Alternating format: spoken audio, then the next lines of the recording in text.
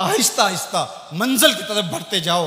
हाँ, उठने वाला कदम रहे मंजिल की तरफ, चींटी की चाल पे भी चलोगे तो मंजिल पे पहुंच जाओगे। उम्मत के तसव्वुर को हमेशा उजागर रखना, हुजूर की उम्मत बन के रहना।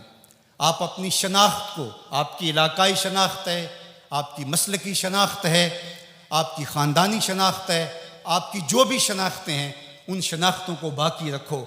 मैं उन शनाख्तों का इनकार नहीं करता, लेकिन आपका तारुफ उम्मत के हवाले से आगे बढ़ना चाहिए।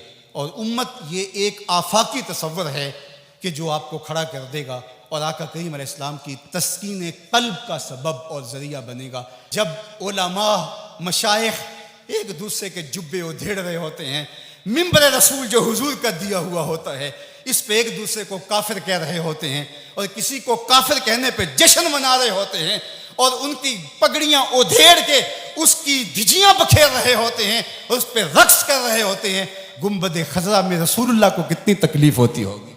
तो इसलिए उम्मत बन के रहो, बिखर के ना रहना। सियासी शऊर अच्छी तरह से आप पे अंदर होना चाहिए। हम इंतखाबी सियासत से गुरेज इसलिए करते हैं कि इसका नतीजा हमारी आंखों के सामने है कि 70 साल में कुछ नहीं मिला, तो आइंदा हम जो मुयस्सर है वो हम जो कर रहे हैं वो भी क्यों छोड़ बैठे।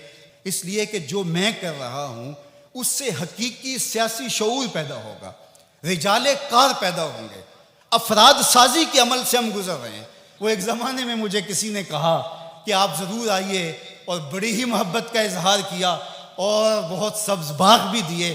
तो मैंने उनको पीर नसीरुद्दीन अलैहि रहमा का एक कौल सुनाया कि एक ज़माने में उनको वक्त के एक हुक्मरान ने कहा कि जनाब आप आइए, हम आपको वज़ीर बनाना चाहते हैं। तो उन्होंने हंस के कहा, मैं बादशाह, तो मैंने वज़ीर बनाना चाहना। इसलिए हम इंतखाबी सियासत का कोई अमली नतीजा नहीं देखते। और अगर आप सोशल मीडिया और इलेक्ट्रॉनिक मीडिया देखते हैं तो आजकल जो हाहाकार मची है, जो अंधेर नगरी है, जो लहजों की अजीब बदबू फैली हुई है, तो क्या कोई ये पसंद करता है कि मैं भी जाके उस माहौल में खड़ा हो जाऊं? और अगर कोई कहता नहीं जनाब आप साफ सियासत कीजिए, तो मियाँ ये साफ सियासत का तो माहौल पैदा कर रहे हैं, ये रिजाले कार ही तो पैदा कर रहे हैं। बाकी ये आरजू कि आप आएँ, मियाँ मेरी ये आरजू नहीं है कि मैं आऊँ, वो माहौल पैदा करना चाहता हूँ कि कोई आए, उसके लिए कोई बुनियादें तो खोद जाए, कोई रास्ते के अंदर से पत्थर तो हटा दे। सब ने ये कहा कि मैं आऊँगा, लेकिन रास्ते के अंदर पत्थर पड़े थे। हमारा मिशन उन पत्थरों को हटाना है, रास्ते हमवार करना है, और हमने देर तक इस काम की तरफ जाना है। ए शम्मा आहिस्ता बसोज के शब दराजस्त, ए अश्क आहिस्ता बरेज के गम ज़्यादस्त, सीनों में तूफान है कल भी कल मिर्जल, मेरा सीना जल रहा है हंडियों की तरह, मेरा भी जी चाहता किसी दीवार से टकरा जाऊं। इन हालात में क्या कोई देख सकता है कि रसूलुल्लाह की उम्मत काटी जा रही हो, बच्चे ज़बह किए जा रहे हो फ़लस्तीन में, कश्मीर में?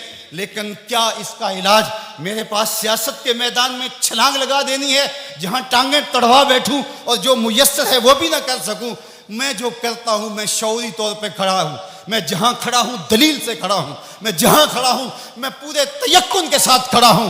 मंजिल और हदफ मेरी निगाहों के सामने है, मैं आहिस्ता आहिस्ता बढ़ता चला जाता हूं, लेकिन मंजिल की तरफ मेरी सीध है। हमारा नरम रो कासद पयामे जिंदगी लाया, हमारा नरम रो कासद पयामे जिंदगी लाया, खबर देती थी जिनको बिजलियां वो बेखबर निकले।